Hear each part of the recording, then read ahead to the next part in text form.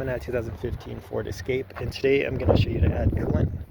So first you open your hood, and then we'll go to the passenger side.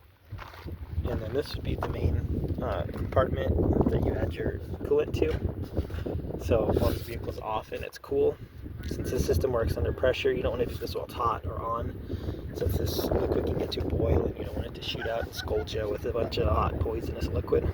Make for a bad day.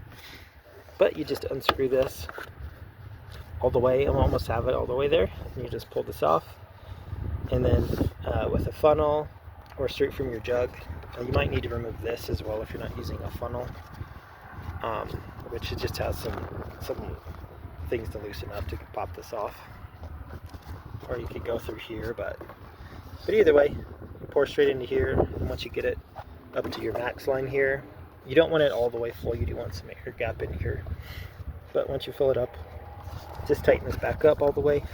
Since this system works under pressure, you don't want this loose, and it could pop off while you're driving or something else fall in. And with every system, double check there's no cracks in your reservoir, any loose lines or anything like that that might be causing leaks. Kind of check around your motor, around all the lines, all through your radiator.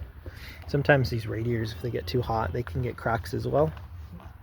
So if you need to, you can check under this plastic. One way to check too while the vehicle's on, if there's cracks, the radiator might start to leak onto the ground. But you can tell that's coolant just based on the color versus like a water condensation.